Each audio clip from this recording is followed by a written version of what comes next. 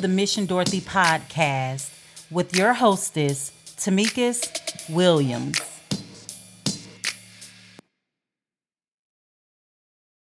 Hello, how are you? I hope all has been well since our last visit. Today, we are going to discuss part two of our sixth pillar of self-esteem by Nathaniel Branden, which is self-acceptance. Yes, self-acceptance. We know how important that is, but we also know how easy it is to not accept ourselves or portions of ourselves. So let's dive into this definition. Self-acceptance means to own an experience without denying or disowning the reality of our thoughts, emotions, and actions. To be responsible and compassionate toward ourselves, even when we do not admire or enjoy some of our feelings or decisions. To refuse to be in an adversarial or rejecting relationship to ourselves. Now, without self-acceptance, self-esteem is definitely not possible, right? Or shall I say, self-esteem will be low. When you have self-acceptance, your self-esteem tends to be higher, and when you don't, your self-esteem tends to be lower. You know, if you're locked in a pattern of self-rejection, your personal growth is going to be stifled and you're not going to be happy, right? So oftentimes people will say, I've just been feeling stuck, not really sure of, what my next step is. What is my purpose here? I don't know what my passion is. I really just don't feel like I know who I am. But what self-acceptance mean is far from self-evident, right? To accept is to experience reality fully.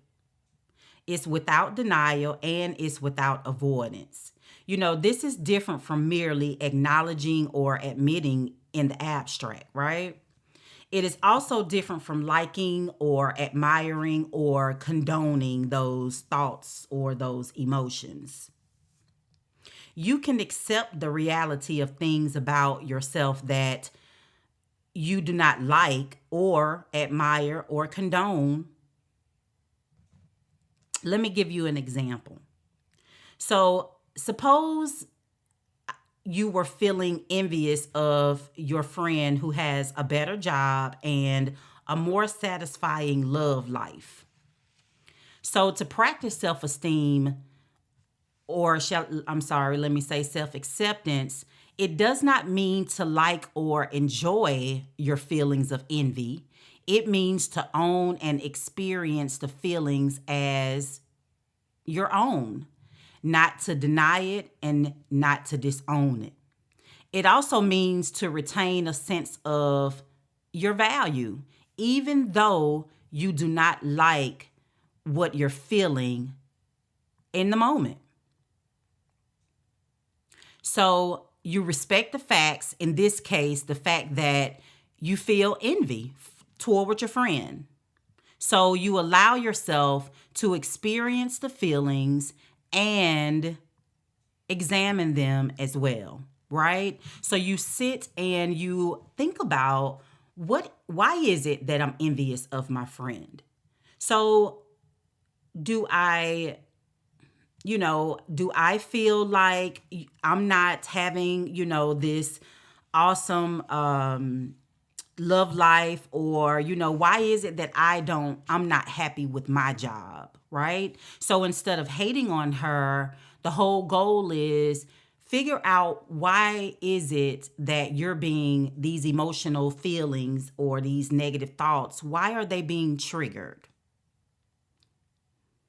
And most of the time, it is because you're not satisfied on your job and you're not happy in your relationship or lack thereof, right?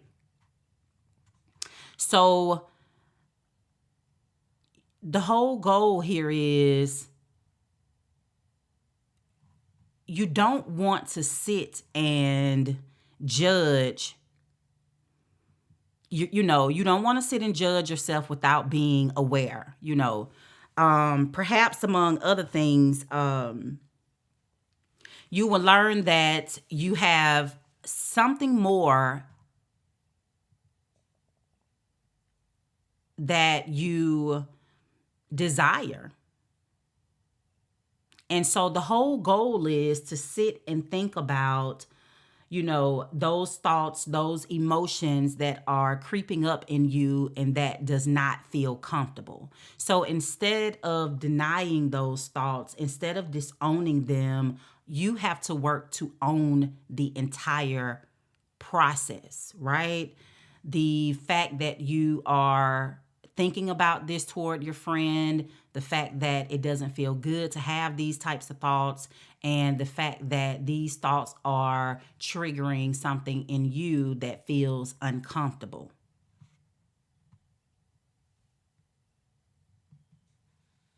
So the whole goal is, when you acknowledge these thoughts, they're going to bring other unwanted feelings such as, some envy, jealousy, some rage, or, sadness, or even some fear.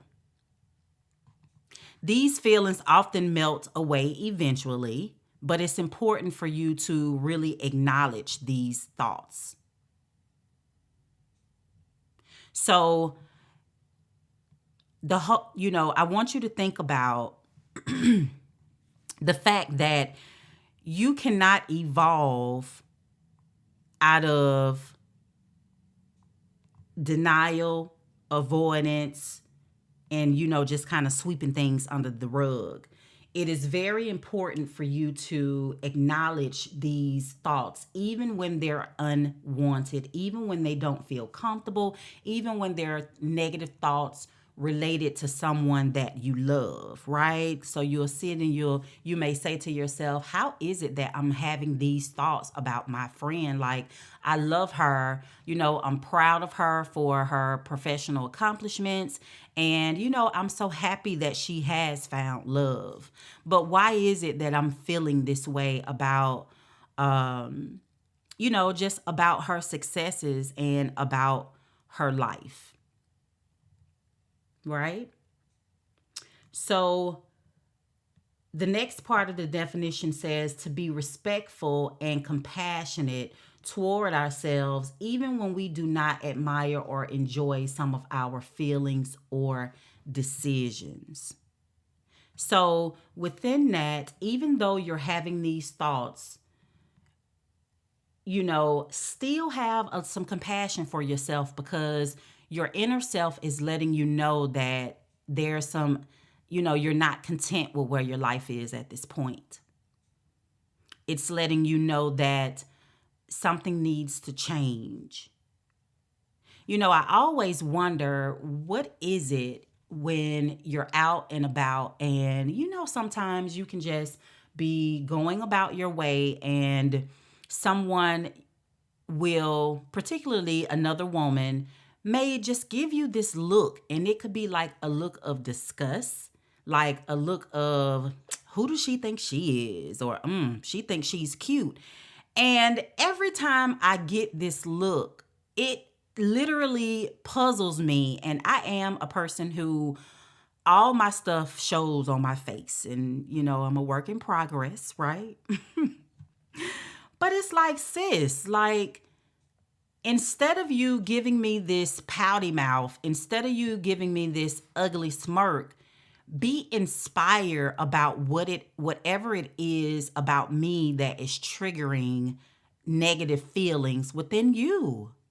Like, that's all that is that there's something within you you're not content with, and there's something in me or whoever else that you may give this facial expression to that inspires you.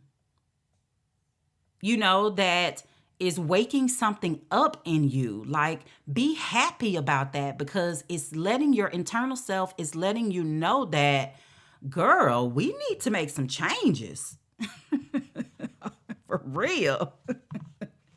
It's like, come on, something ain't right. Like, sis got it all together. She's looking beautiful, like, she's happy in her career. She has a great guy and he's really treating her great, and this is like sparking some unrest in me. And I need to figure out what that is, instead of hating or, just being envious of your sisters. You know what I'm saying?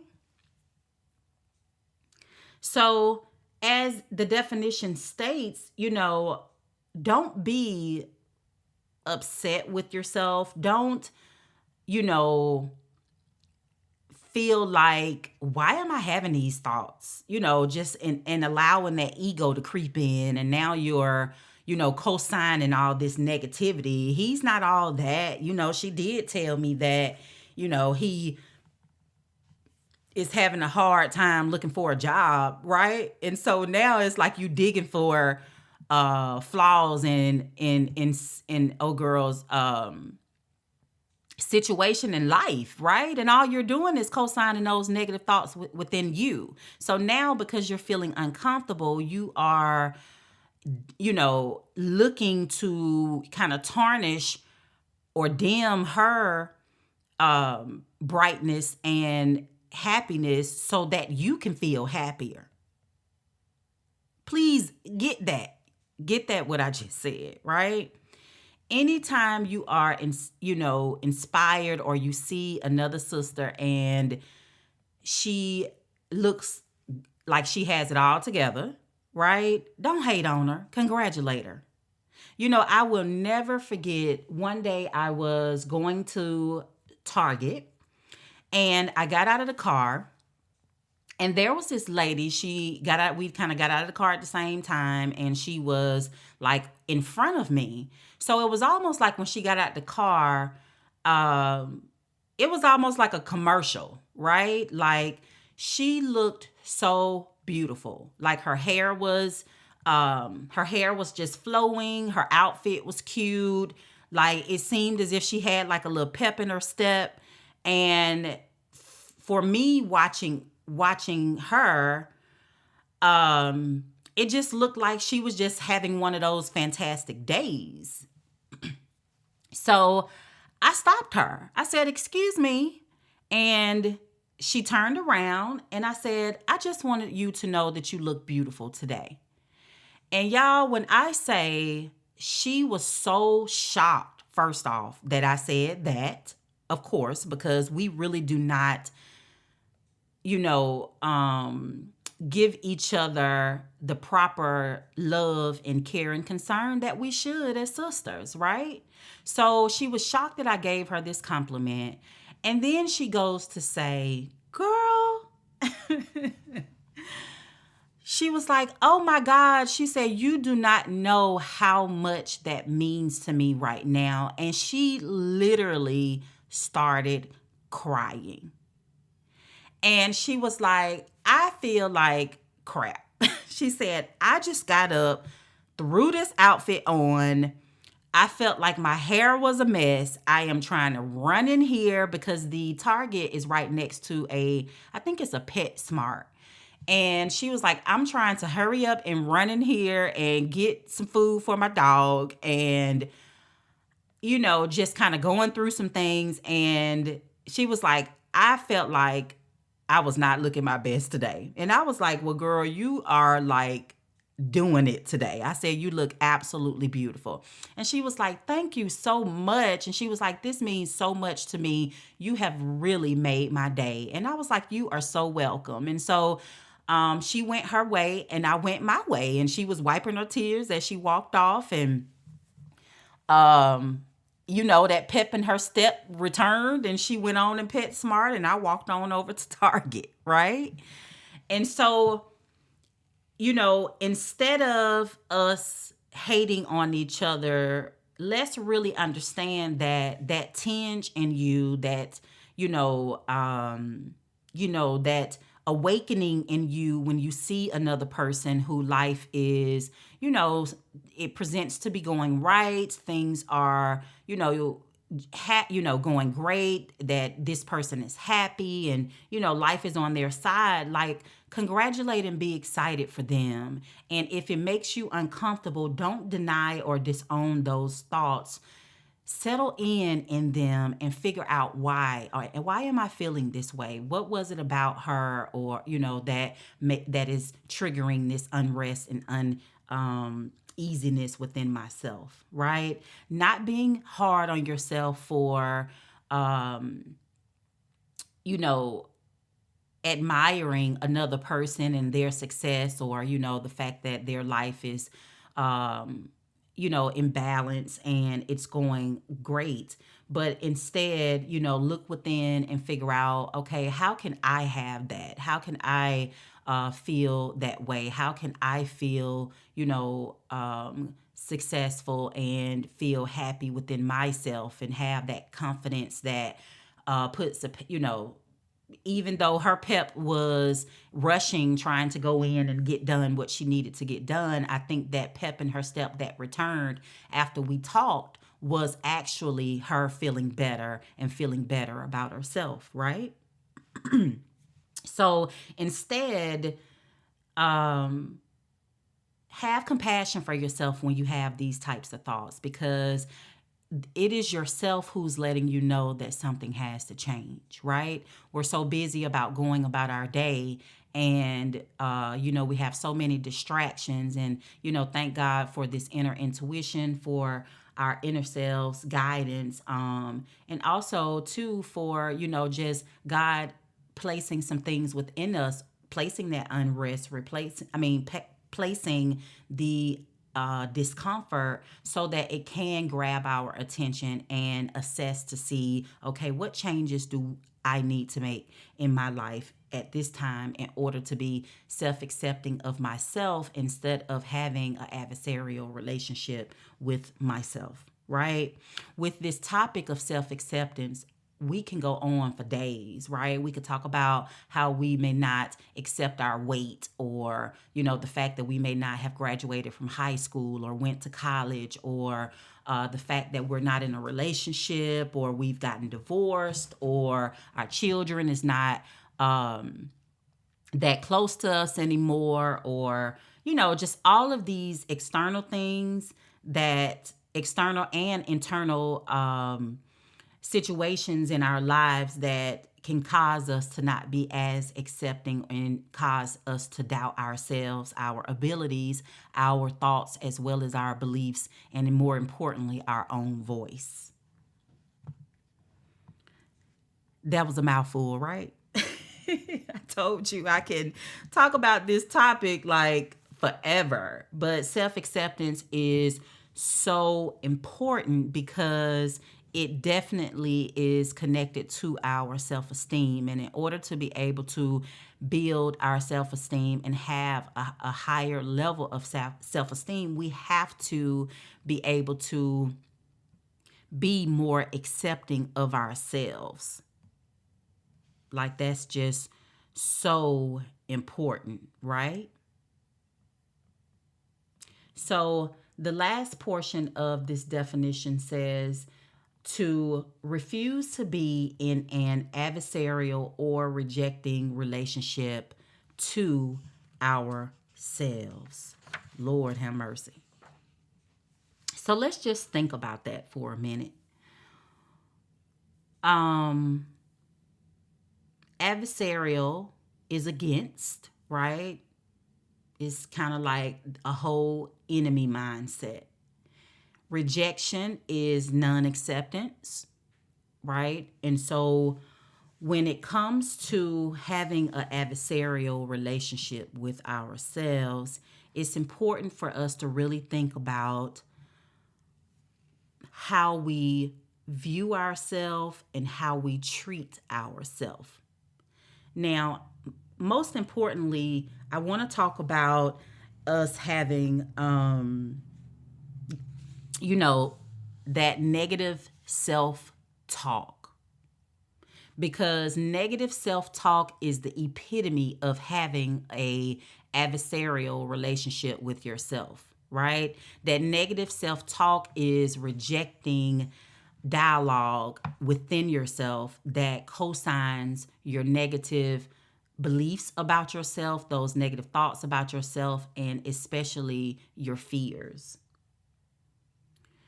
When we talk about self-talk, there's a great book, of course, not affiliated with this book in any kind of way, but it's called What to Say to Yourself When You Talk to Yourself. I believe that's the title of it.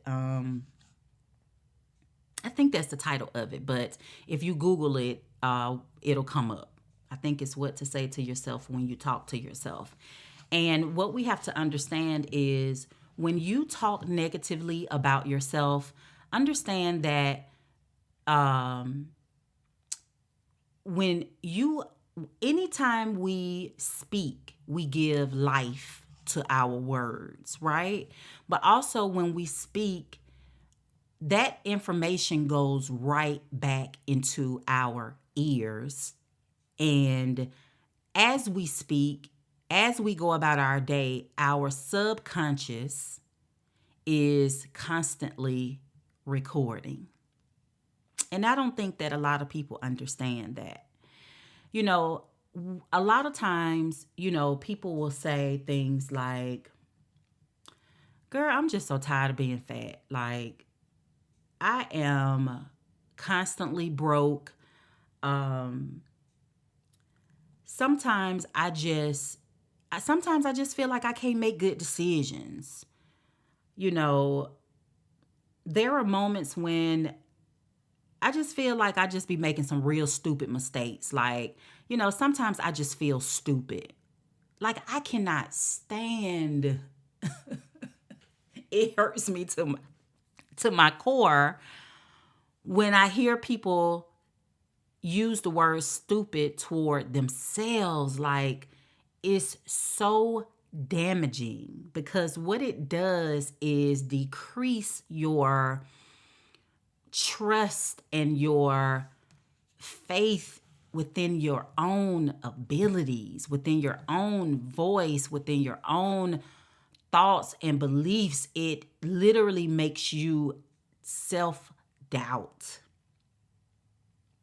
The word stupid is so harmful because it literally erases all of the possibilities, all of the times where you've made great decisions, all of the, it positivity that exists within you.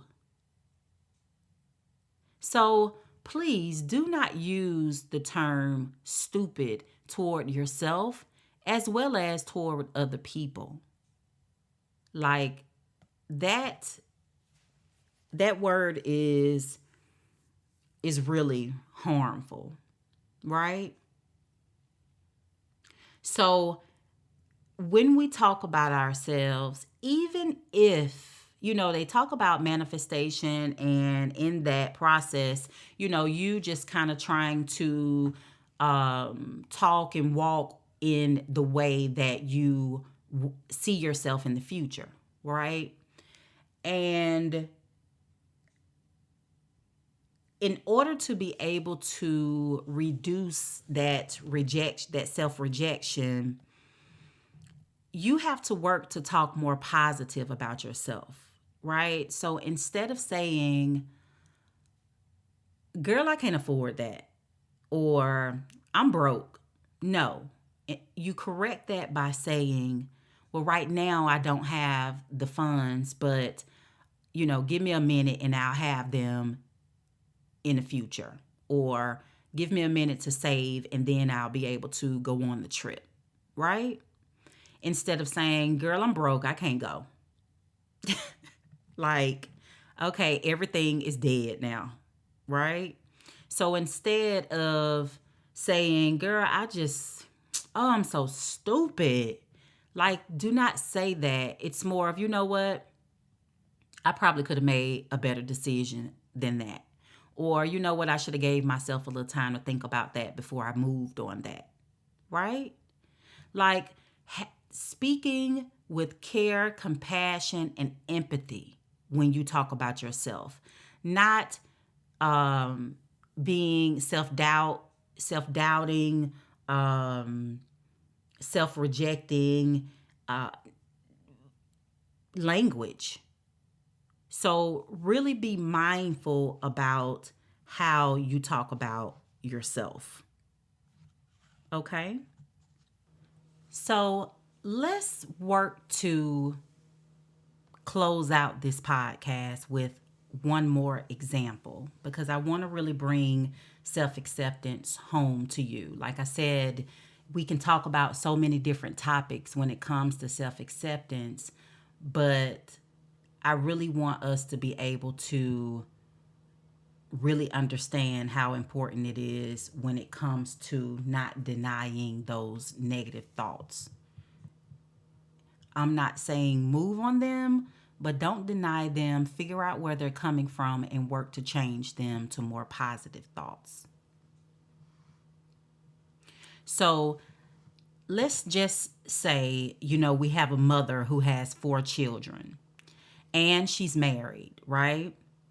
And so the husband decides that he wants to take the children out for outing, and this gives, the mother some time to herself, right? So the kids and the husband are gone for a couple of hours, and let's give her a name. Let's just call her Kim, right? So Kim is at home. She's able to really relax, release, enjoy her time that she has by herself. But all of a sudden, she starts to have these thoughts of, well, if my husband and my children were to just kind of somehow just disappear, I'll be by myself all the time, right? And this is a thought that just kind of popped up in her head. And then she started to feel a little angst about it.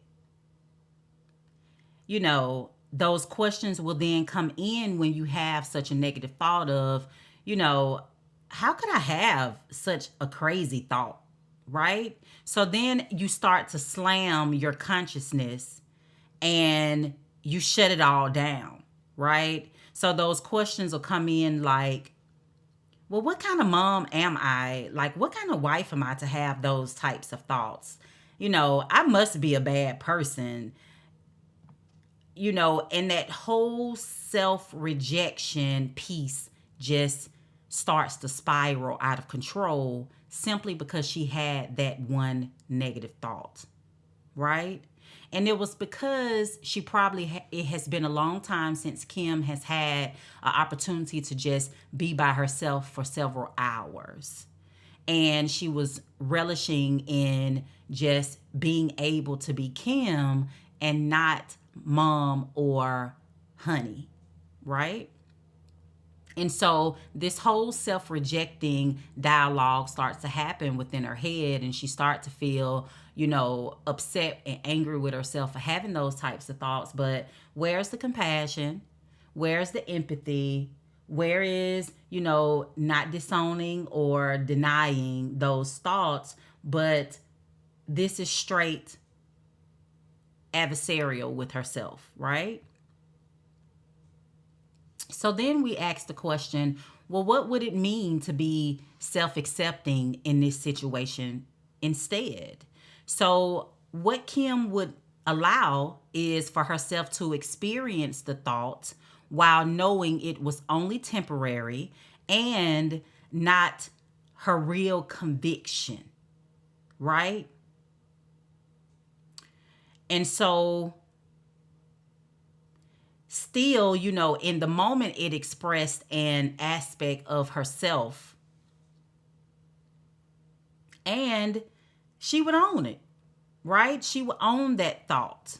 She would sit and she would examine whether it pointed to a genuine frustration that needed to be examined, and then she would deal with that, right? Because that thought is waking something up in her that she need to take a closer look at, right? So if she's feeling this way, this means that Kim is not balanced. She's not doing enough self-care. She does not take enough time for herself, and she doesn't have the opportunity to have these types of moments alone, you know?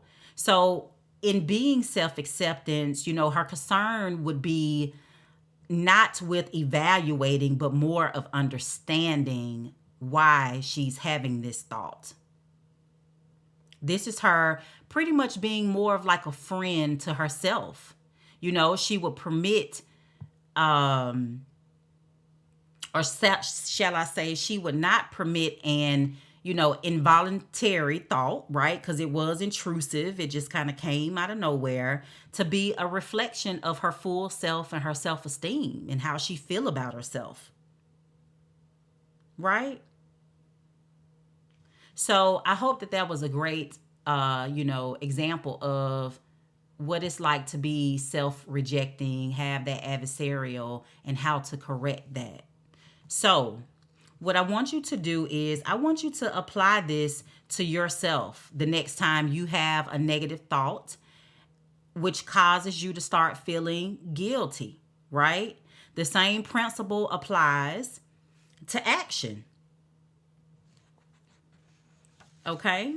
So if you should have one of these thoughts, I want you to not fight it, but own it, sit in it. You can even sit and kind of just write out and journal how you're feeling, and really work to explore, why is this thought being awakened in you, and what is it connected to? What's the deeper meaning of this thought?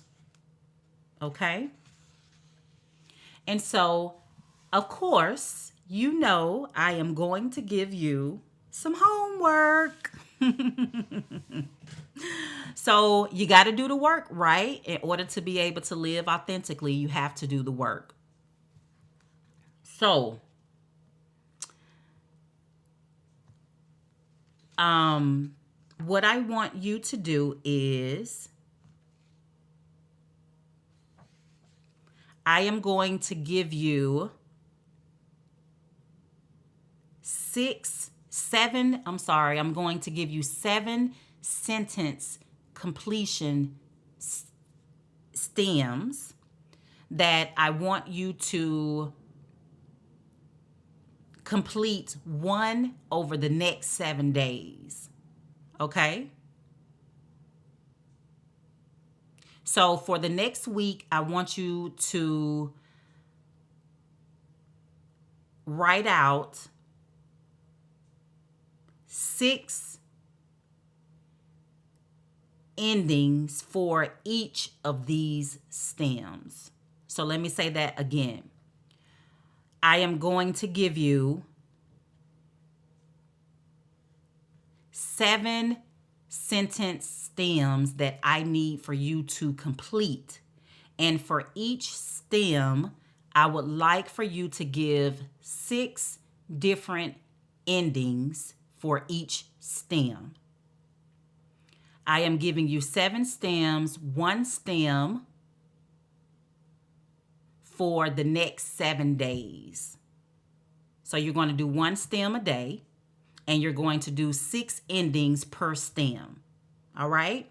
So get you a piece of paper and a pen, a pencil, or pull out your phone, open up your note app, and here is the first stem. So stem number 1. If I were 5% more self-accepting, and then you will complete that sentence. So here's this number 1 stem again. If I were 5% more self-accepting. Stem number 2. If I were 5% more accepting of my thoughts. I'll repeat that one. Stem number 2. If I were 5% more accepting of my thoughts. STEM number 3, if I were 5% more accepting of my feelings and emotions. STEM number 3 again. If I were 5% more accepting of my feelings and emotions. STEM number 4. If I were 5% more accepting of my past mistakes. Whoo, that's a good one right there. STEM number 4. If I were 5% more accepting of my mistakes.